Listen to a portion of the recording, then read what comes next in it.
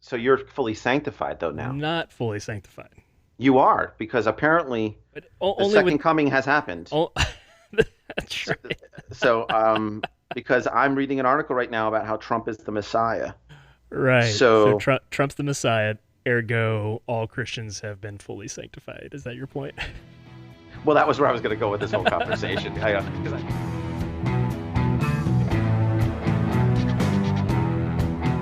This is Crossing Phase, the podcast featuring a Christian and a Muslim talking religion and politics. What could possibly go wrong? Your co-hosts for this adventure are me, Matt Hawkins, a once policy director for the Southern Baptist Convention, and my New York Muslim friend, the multi-talented John Pinna. Show notes, bios, and all our social media links are available at crossingphase.com. John Pinna, welcome back. how you doing, sir? Good, It's how are you? good to hear your voice. I know, we're broadcasting from Birthday Central. Yeah, Birthday Central. You were down in New Orleans. I'm still here. This is, Yeah, yeah, we're doing it up. that's So, cool. yeah, there's a lot of guys yelling about Jesus in the court. There's a In the lot of French Quarter. guys. I just think it's presumptuous to start yelling at me as if, I mean, maybe I just went to McDonald's to get a burger. It doesn't mean that into all this debauchery. This is true. You know, the guy was like yelling right at me, like Did you personifying his did shame you on the. did you run into a street evangelist Here's the problem. If you're sitting on while in like New Orleans? literally, well, yeah, if you're sitting on like a soapbox, literally, with one of those hats it's a hat umbrella. You know what I'm Mm-hmm. talking about? Mm-hmm. I, The hat you know, umbrella. Yeah, I've seen those. yeah, I'm not, I'm not feeling it. I'm not feeling the biblical authority coming from that look. Do you know what I'm saying? Like I feel like, you know, it is I got yelled at, and Yeah, I'm literally not drinking, yeah. not doing any. I meet my buddy, his mother's in hospice, so I came down in Right. part to help him, and I spend some time and just being a sounding board for him. I always take a sort of retreat and spend my birthday alone, only because Yeah. I'm very reflective about how far I've come, Happy and birthday, by the way. I appreciate that. I Yeah. appreciate that. So And, yeah, and the circumstances of your being in New Orleans notwithstanding, you did have some access to some good food and cuisine down there. oh, I suppose. it's like it's outrageous. I just like going into a place and saying I have a cochon de lait. I just like saying that, and it's basically a grilled cheese sandwich. But the Right. point is, I find myself so sophisticated when with some of this stuff, you know, and going in and ordering this and doing that, and the shrimp po' boys are delicious, because Yeah. because I'm bulimic, I just have part A though. I just have the gorging part. I never purge. So it is what it is. Not to devalue anybody who's struggling with that affliction. Po' It's just, boys and beignets and cafe au laits. yeah, but yeah, the cafe au lait. Just you just go into these places, and the French history, the Yeah. Spanish history, and then of course I went to the I go I so one of my friends is a voodoo priest, Uh, and so I go and I talk to him, and he's always trying to say, he's like, you've got a lot of bad uh, situations surrounding you. Let me clear them by doing this. And I go, oh gosh. I like my bad situations surrounding Right. me. I need, you understand? I Don't. swim in that. Like that's part of my breads and my butters is both good and evil. Yeah. It's And if you're gonna just mess with them, please don't mess with them with voodoo. right. Yeah. Well, so that's the other thing. I go, I can't. I, I'm a religious freedom advocate, so I'm all about it. I just couldn't deal with all the accoutrement. You got to Yeah. just have. There's a lot of stuff that you need. There's a lot of offerings, and from a religious perspective, I just don't have that kind of time to be purchasing and noodling over There's a what lot to of there's a purchase. lot of How to. It's accessories. It's a lot of accessorizing a in the lot. voodoo. Yeah. Yeah. It's a lot. Yeah. So I can't. I think it's cool. I really do think it's a cool religion, and and culturally, there's such a the cultural component of this, and then how I feel about slavery. So I get so I don't know, caught up with the idea of having to hide a religion within the religion and the Uh, strata there. That's and I suppose it's I mean a huge religious freedom. I don't know if anybody's done a religious freedom analysis, but the idea of bringing African culture and religion to America, but then having to hide it with Catholicism, yeah. with a shroud of Catholicism from a religious freedom perspective. What a great research project, Yeah, that does sound like a right? fascinating research project. And the problem is that there is this. So there's this movie with James Woods in the '80s called The Believers, Okay. and so he's like a cop. This kid. There's a lot of these movies where like kids want witness murders. So like Right. there was another one called The Witness, I think, with this Amish kid with Harrison Ford. Yeah, I remember The Watched Witness. Yeah. Yeah, so like there was so there's a lot of that. Apparently, kids were watching were witnesses to murders in the '80s was a big theme, big plot theme. So this called The Believers, and this kid watches a murder, and then the people that conduct the murder were, I guess, doing Santeria, and freaked me out. I mean, one of the scariest movies that I've, when I was a kid, was watching that movie, and then it changed. It directed my sort of ideas about like voodoo. And then I lived in New Orleans for a couple of years, and Yeah. I understood what it is and what's going on and everything else. But for a long time, I was like, don't get it, don't What, even come near me. what in the world is this place, right? Yeah, my hands would go up in the air, and I'd be like, I don't know, but if there's a chicken leg involved or something like that. But now, since I have, like I said, friends in the religion and everything else, I get it, and like I said, it's a little painful to think about how an entire culture and people had to practice the religion subversively under the shroud of Catholicism to do. It really, to me, is just an amazing thing, and I think there needs to be more. There needs to be more focus on celebrating the value and the place it has and how it comforts people and how it is a religious tradition that is very rich. But because we have these movies and they change, the way Yeah. you think stuff. Well, But I'm sure, I'd certainly like to see more treatment, and maybe someone's done it. Maybe listeners can point it out to my ignorance, but treatment along those lines of how the transatlantic slave trade impacted religious freedom for Africans and modified their practices, and yeah. that would be a pretty fascinating read. I mean, and then the other side of it, how do Christians from Europe justify the economic combine of triangular trade? Like, how do you get around that? Right. The tragedy of that whole industry. It was a Um, disaster. well, like the encomienda in South America, the Spanish taking advantage of the American the native cultures there, and building the encomienda. Sending sending the local populations to mine for them and do all this other stuff, and just destroying the codexes from the Mayans. The Mayan codexes, their entire written language and their history. They burned them on, because it was the devil's documents or something. Right.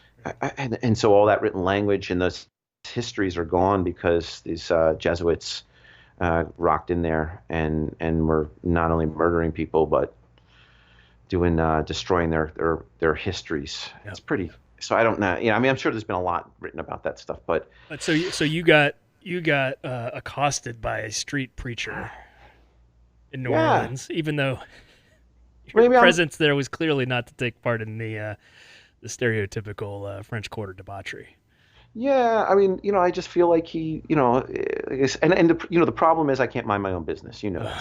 So this guy starts talking. I'm like, and he starts going back and forth with me. Then this lady next to me goes, "I think he's talking to you." I go, "Why do you think he's talking to me? What's that comment for?" So then before you know it, I'm involved in a conversation, and I'm like, "Listen, I'm just trying to get." So, I'm just trying to get down the road at Canal Street, just trying to ease my way, because I was going to Felix's, which is, it's on like Bourbon. It's like one block in on Bourbon, and it's where you get grilled seafood. So I was getting some, they had, grilled oysters, and Nice.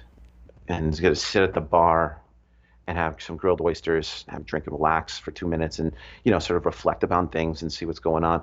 But it was just funny because getting yelled at for being a bad guy, and I was like, okay, maybe I deserve it. I don't know. Maybe there's something that I did One of the few this. folks in New Orleans not drinking, and Yeah, not getting into debauchery. I mean, I do persecute you though every podcast. So, this is your penance. I don't know. Do you guys have penance Oh, in no, we the don't. Yeah. you don't? That's more of a Catholic thing. Okay, so it's no penance, but We have you guys. sanctification, though. Okay, We say what's it? that's All right, walk us through. Why don't you walk us what the sanctification is? So well, it's the growth. The short of it is it's the growth within the Christian life. So over time in the course of life, becoming more Christ-like in a process that is not culminated, it's not fulfilled until the second coming of Christ. But we talk about sanctification sometimes in joking terms about, quote, losing my sanctification, which typically is referred to losing one's patience on a golf course, or losing one's patience with your child or something like that. But sanctification is a thing. Penance, not so much. so you're fully sanctified though now. Not fully sanctified, You are because apparently but the only with. second coming has happened. Oh, that's So, right. because I'm reading an article right now about how Trump is the Messiah. Right. So So, Trump's the Messiah. Ergo, all Christians have been fully sanctified. Is that your point? well, that was where I was going to go with this whole conversation. Because I saw this article, and then the first thing I'm saying is, That's a pretty so brilliant segue. Trump's, I don't know. I'm just saying, I was waiting for it. So here we are, reading this article that says that Trump's the Messiah. So I'm nervous Mm-hmm. because, first of all, okay, so Jesus is the Messiah, right? So Yes. as a Muslim, we turn around and we have Muhammad, peace be upon him, and the family. But you guys are on us about Mo, and now there can't be anybody after Jesus. But now you got this guy who's after Jesus, Right. and so now I'm sitting here going, okay,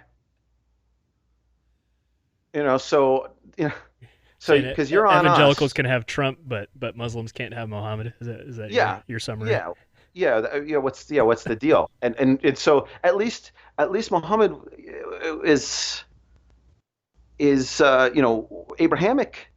He wasn't, he's taking care of business, and it's within the Abrahamic traditions, nod to Christianity, nod to Judaism, and Abrahamic lineage all the way up to where he's at. And I've always had this thing where, we honor Hazrat Isa, Jesus. Yeah. He's coming back at the end of the days to open up a can on the Dajjal, the Antichrist. He's our guy. We're all in with Jesus, with exception of that little sliver of the crucifixion, that little sliver. So why? Minor point of contention. Well, you know how I'm just I hedging. I just keep I keep cutting away so we could just get right to You keep that trying little. to Just narrow keep the it a sliver, and I little. keep saying, John, it's Right. kind of a big deal. Like I think it is, but maybe we needed a little bit extra. There's nothing wrong with that. Sometimes you need a little. So the thing is like, because I'm heavy on the priesthood, of Uh, Asadisa. I think the priesthood, okay, so let's not go down that road, but you know what I'm talking we about. do, yeah. So the challenge is that we've got that sliver, but the Jewish community doesn't even accept Jesus. Right. And you guys give a nod on that one to the community. You guys are collaborative with the Jewish community. We're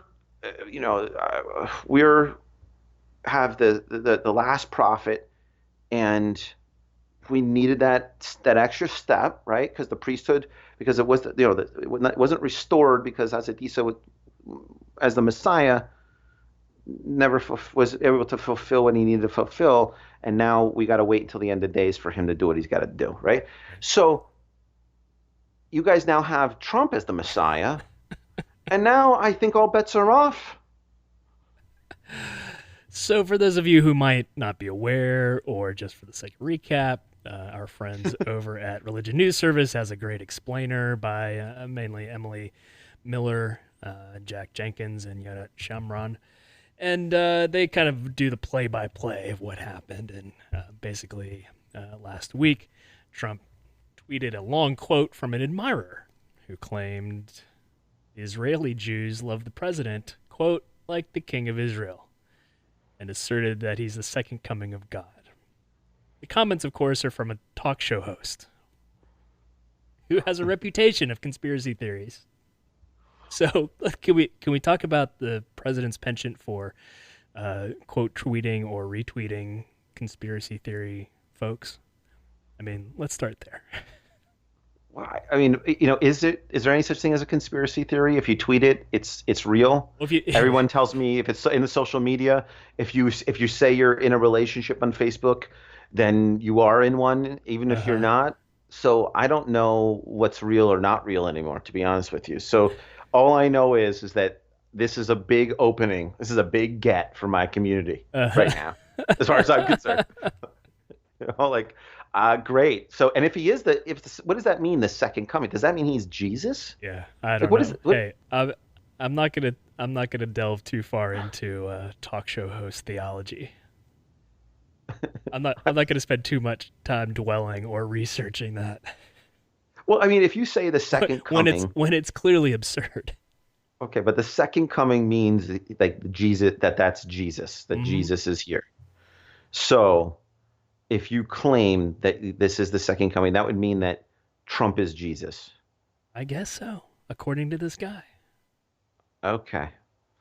Sorry, I'm just trying to make sure I understand like where we fit in this perspective, this spectrum, because I'm just like, I'm like, well, what? what's fascinating to me, having watched the Trump presidential rise, is that the within the religious rightward justifications of Trump, you keep seeing the metaphors change, right? So at one point he was a Nebuchadnezzar, right? And Right, that justifies support of him because we see Daniel working in Nebuchadnezzar's court. right, Although Daniel also didn't have he had his limits, right? And he was constantly challenging the king when possible, when it crossed his Jewish ethics, right? And but then it's not Nebuchadnezzar, it's Cyrus, right? Who was a ruler? Was it in Persia? yeah, The Persian ruler who apparently granted Jews freedom of religion. The practice, it's an early, even an artifact. The Cyrus's cylinder, right? Is that what they call it? yeah, yeah. That it harmonizes the Old Testament record. So he was clearly not a man of God, not a leader of God, but like he was nice to the Jews. Therefore, Trump is our Cyrus, right? Right. Now he's King David, or some metaphor connected with that, if not a messianic figure in the likeness of Christ. But And at the very least, the King David justification is there. all right, so because you can dismiss it as a conspiracy theory, but there's quite a few Christians, mainstream evangelicals, and they're mainstream now. I'm not going to make a judgment how mainstream they were before, but Yeah, they're definitely now mainstream that believe this.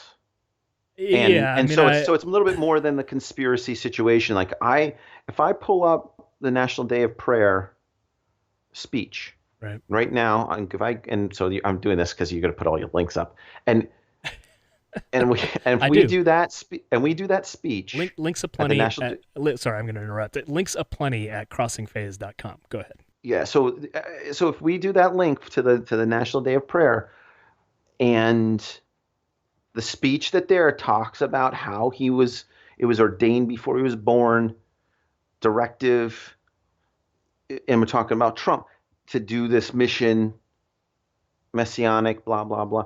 So there's just quite a bit of there's quite a bit of rhetoric beyond that makes it more than just a conspiracy. There's a community of concern around this narrative where that pushes it.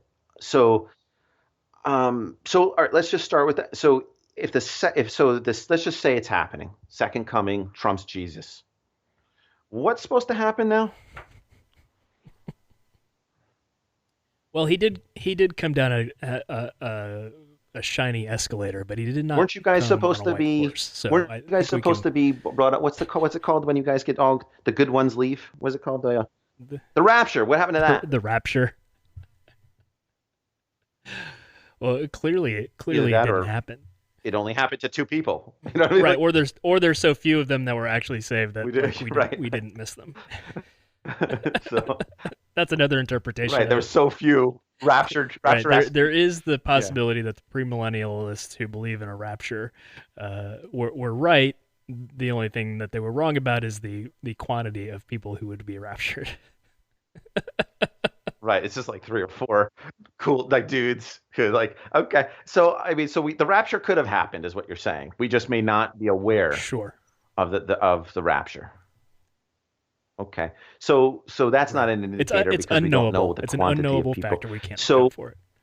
all right. So what's supposed to happen if this second coming actually occurred? Because it's been 3 years now. Right. So you tell me, like, what are the steps according to you? So let's try to disprove whether or not he is Jesus Well, using your theology. well, well. I like the quote from John Fee, who's a professor of American history at Messiah College. He says the chosen one isn't necessarily a biblical concept. Because the phrase "the chosen one" is probably part Christianity, part science fiction, part myth, part fantasy, part Harry Potter. Unquote. Okay. So At the same time, he goes on, quote, but at the same time, there is embedded within that phrase this idea that God chooses certain people, and evangelicals frequently believe this, that God chooses certain people for particular moments in time to serve His purposes. okay. So he might be chosen to do something as a mission, and we're not. And We're evangelicals are very passionate about we're that at some right. level. We're not. Yeah, that's remained But at true one of end, it's all kinds of things. The temptation, of course, is to place an emphasis on it for people in power, right? right. And I mean, we understand from Scripture that nobody is in power apart from God's sovereign power or decree. The question is, of course, where you quibble is whether that's a good thing or a bad thing, right? There are plenty of examples where bad guys were put into power because of judgment on the people. Right. And backing up, I think for people who are especially non-Christians looking into this, who may or may not be freaking out about kind of the religious rhetoric surrounding President Trump or the presidency in general, I think we're seeing this in an especially kind of unvarnished and more popularized way, but there's plenty of stuff here as far as the religious rhetoric and even the Messiah stuff that dates back through American presidential history. There was plenty of it even during Obama's years, where a lot of his supporters kind of gave some nod to Messianic rhetoric. I mean, Politico was covering this in 2007 and 2008. Once in office, I think a lot of that seemed to dissipate, but there was still plenty of support for Obama. And of course, then the people who are out of power decry the person in power as the Antichrist, right? The people who Right. don't believe it. So you're either a Messiah figure or you're an Antichrist. You're going to get it from both directions. When Bush was in power, there were a lot of folks, who were, the conspiracy theorists about one world government and those kinds of things. And Bush was supposedly this Antichrist figure. The blogosphere was spreading this stuff around, and there were rumor mills and self-published books on Amazon and all that kind of stuff. So, all to say, Right. like, yeah, it's especially disturbing when you see evangelicals, and particularly evangelicals who have had more or less associated with a little orthodox Protestant reading of Christianity, kind of wrapped up in this, and they're kind of looking the other way, or outright kind of fanning the flames of this messianic stuff, and the kind of uber loyalty stuff that we see surrounding the Trump administration doesn't help that at all. So I think there's a mix of American history and the civil religion that we kind of all kind of push onto that role, Right. coupled with just the typical craziness with this particular administration. Well, okay, so you have this sort of thing like God chooses these dudes, these people at specific times for a specific with a specific mission. Okay, so on the far right of that you have he's Jesus, Right. and then you have the strata in between. But so we have the claim right now that he's Jesus. Like I could turn around and be like, in Islamic tradition, Hazrat Isa is supposed to come down, and he's supposed to into Damascus with the Mahdi, the Redeemer, right? And he's supposed to have some kind of outfit. I think it's a yellow outfit, and so that didn't happen. The body's not around, so I'm good. So I can disprove that Jesus comes in Islam right now. Done. So how do we disprove that Trump is? How do we make it? Can we prove that he's not Jesus Well, using your? The New Jerusalem is not here. That's for one. Is it maybe it is maybe New Jerusalem is like an evangelical heaven that's centered around you know evangelical circles that are part of the council that advises the president. I mean, okay, like all right, maybe it Maybe I was is. taking the new city of Jerusalem a little too literally. Maybe it's the Oval Office is the city. Maybe it's a metaphorical because you guys are big on that. So maybe it's that. So that doesn't disprove it. Well, to be America, clear, the we're America. not big on the Oval Office being the city of Jerusalem. I don't know. I'm just because everything now everything's up for interpretation. So how do we prove? I still haven't heard. What's theologically, like I said, if I'm with my knowledge of Islam, I had to say like the Mahdi has to show up. Damascus is the place. I'm pretty sure there's some yellow robes. There's some kind of anointing situation going on with Hazrat Isa, and then that's it. He's ready to rock. He's going to Right. burn a hole through the Dajjal and all the. There's going to be a war with the bad guys. Clearly, So we haven't seen Jesus of Nazareth return from the sky with the host of angels. okay, so Right? I that's mean, right. Yeah, so like the Gabriel and it's supposed to and be a world. It's Michael. supposed to be a worldwide phenomenon. Yeah, Mike's supposed to show up. Yeah. They know not what they do. Well, they know now. So like, what's the story? Like, so you're saying that it's supposed to be like he's supposed to descend from heaven with the angels, and that because that didn't happen, that's proof that he's not Right. Jesus. I don't think we have to prove a negative, John. I'm just trying to make sure because I'm just like I'm reading a lot about like if I type in Trump Messiah, a Uh-huh. lot comes up. Yeah. Like I'm like I was scratching my head going, okay, let's run this down. If I was an evangelical, would I be like, well, maybe it happened? I don't know.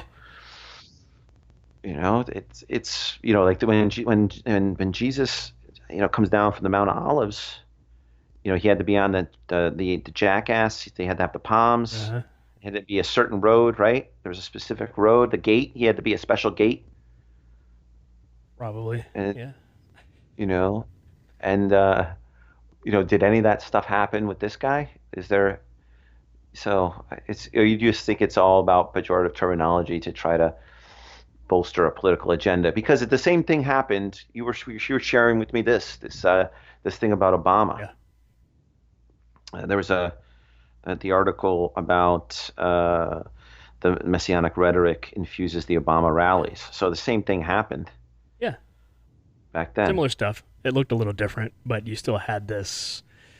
Uh, a lot of people attribute it to a 2007 speech by Oprah Winfrey when she introduced him, and she was quoting a book and a movie called The Autobiography of Jane Pittman. It's a book and a film from the 70s, and but attributed to then candidate Obama that he's the quote the one, and which carried with it kind of messianic connotations.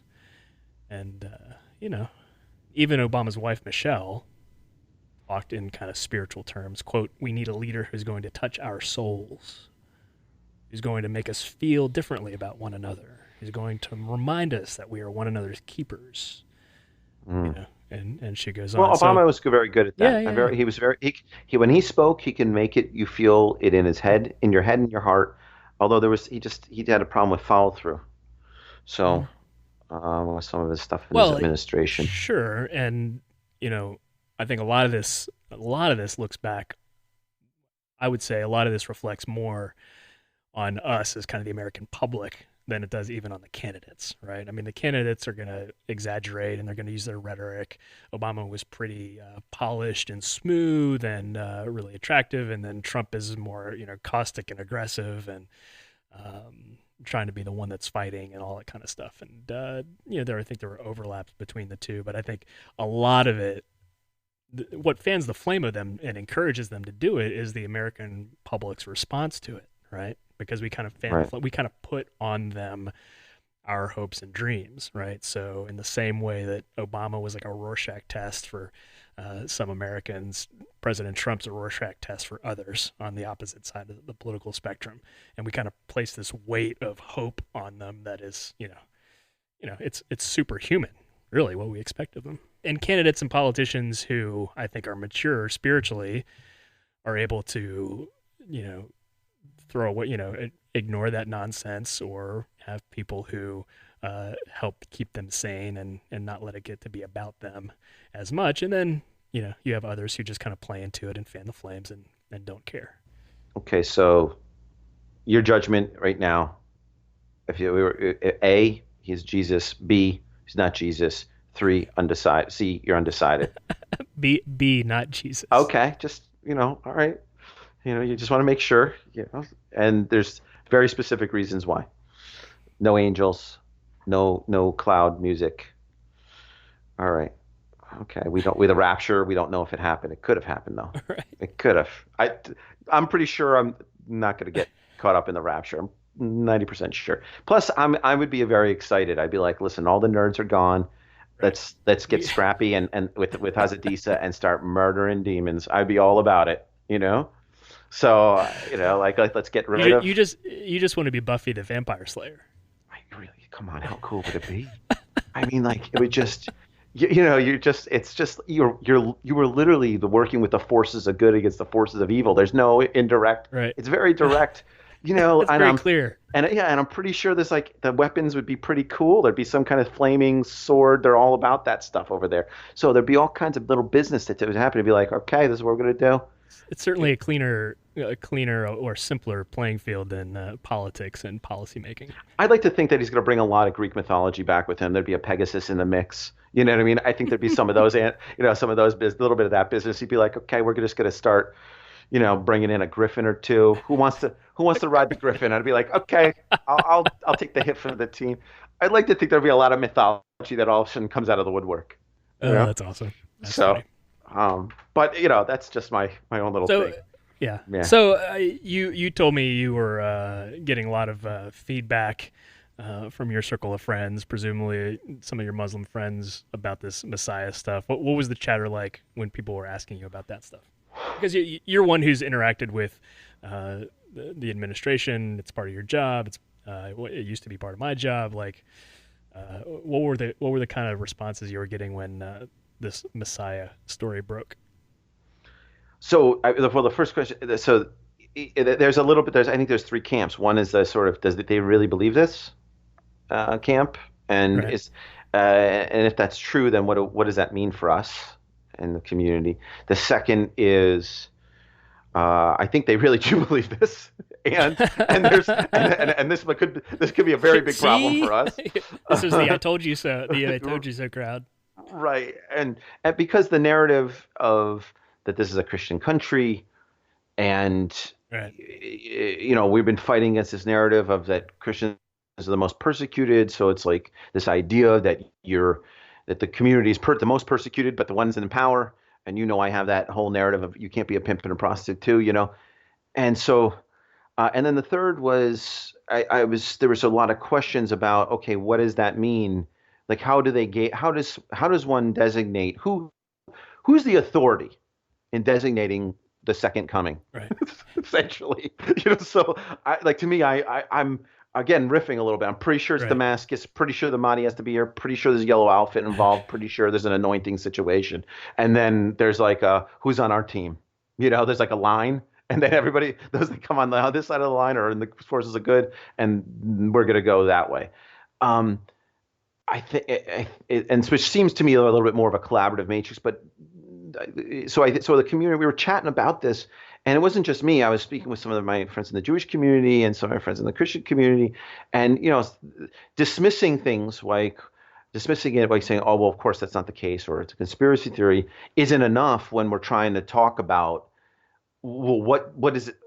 When I wouldn't say we're under siege right now. I don't think that's fair to say as a Muslim community, but I think that there is a tremendous amount of nervousness because I always reference the letter to the what's his name George Washington's letter to the synagogue, Right. right, in Rhode Island, and the Jewish community rabbi says I'm a little bit nervous because I'm in America and we were religiously persecuted and now we're in Rhode Island and I don't know what's going on here, and he sends this letter reassuring him, saying this is a country that's founded on religious freedom. You don't have to fear. Do what you got to do. Be who you want to be, Right.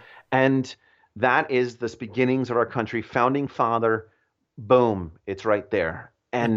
And that letter to me is very important because this whole idea of a Christian nation, this whole idea of all this stuff, there were Muslims here at the beginning. There were Christians here at the beginning. There were all different types of people here, and religious freedom is the founding principle of our country, which means not Christian religious freedom.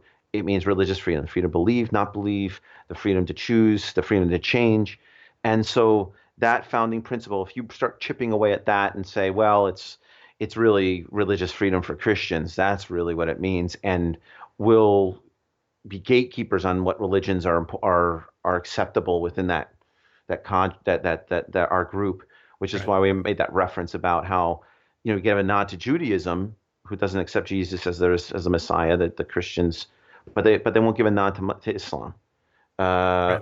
that believes in Isa, that Jesus has a prominent place in the religion. So I'm trying to reconcile all that, and I think that that's some of the origins, particularly of the questions that came out of this. But also there's this nervousness of, is this the next level of crazy that we're getting to? Right. So Yeah. now he's your guy. Right. Okay, now he's Jesus. Okay, so now Uh-huh. does that mean that there's an acceptable level of violence in the second coming? And that's an extreme view, but there's reason to get nervous about how when people start thinking that there's an ordained individual in the White House that's their guy. Right. And so I think I think a lot of the questions came out of nervousness Sure. um, and clarification. And that's why I asked you. I'm like, so what are the signs that maybe I missed the signs? Is it, so, but the rapture, that was a good one. It could have only been three of us. The Right. rapture. Right. Well, let's let's be clear of as far as outside people wondering who is the authority. I can tell you who it's not. It's not libertarian talk radio hosts who, on their about page, this Wayne Allen Root is pictured in front of a Maserati. I love like, it. I mean, No. look, Here's the thing. Here's the thing. I talked to an evangelical who needed to get like a better, like a G something jet to spread the word. He needed to get his uh-huh. followers to buy him a better jet because it was his chariot. So maybe the Maserati Yeah, allows him to spread the word faster. You know, yeah. what do you think? Well, certainly his own bio says the quote unquote capitalist evangelist, right? So he's claiming a mantle of an evangelist for capitalism, but he's not exactly one who is even himself boasting of his theological authority. Right, right. And But what's really odd about it is you have a libertarian, once politician, talk radio host, clearly a capitalist, fiscal conservative kind of guy, who's making a lot of money for himself, and his quote is in the context of making a comment on Israeli Jews. So it actually wasn't even about the comment itself. Wasn't about American evangelicals. It's only voted back on American evangelicals once Trump tweets it. right, right. Quote tweets it, and then everybody swings the camera to evangelical supporters and like, do you believe is the Messiah? Well, I mean, I'm the first person to say what is the first thing I did? I like circled back to you and Right. said, I shot you the article and going, what do we, do, Yeah. am I, are we? I was all excited. I'm like, should we start? Are we gonna Right. fight? Is this what's And then happening?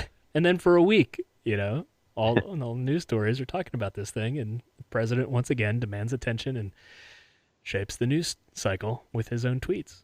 Yeah. Everybody goes running from one to the next. Well, I mean, I don't But think I understand evangelicals are that. innocent Yeah. I mean, I think there is a tremendous amount of culpability between, with the evangelical leaders and how they depict the president. And I'm look, how's it? I know they do believe it. I'm talking about some of the evangelical leaders. And okay, I kind of get it. This agenda seems to be within their wheelhouse. They are able to influence things appropriately and move things forward. I collaborate with a lot of these leaders to try because I try to steer the ship in the right direction and provide an alternate narrative. But yeah, I think we're starting to get dangerous if we're starting to talk about the president being Jesus.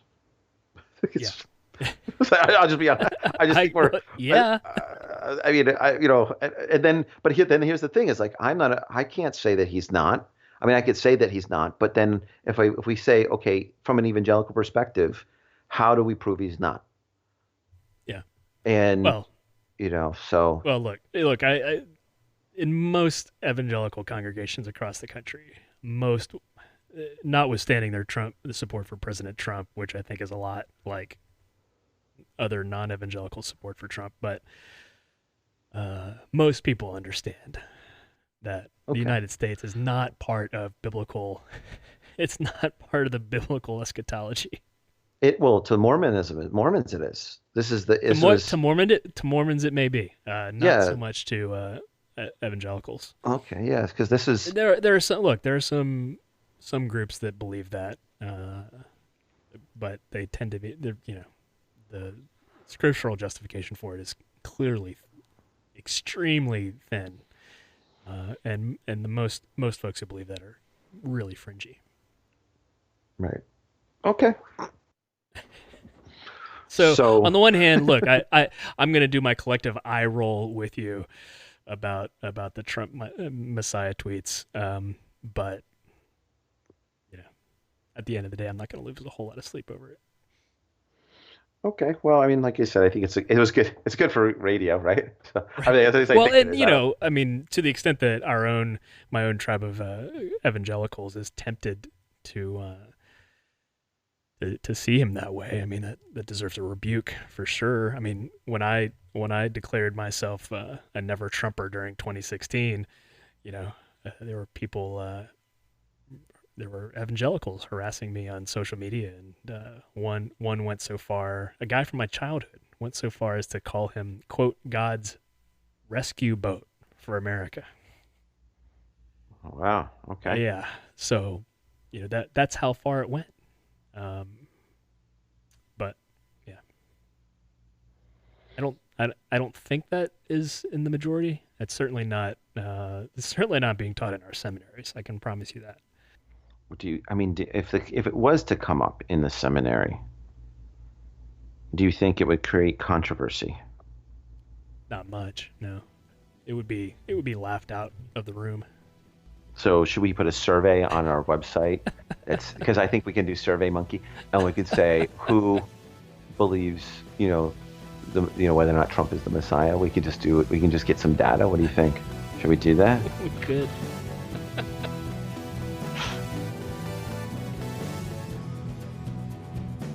This has been Crossing Phase with John Pinna and Matt Hawkins, a podcast of Rolltop Productions.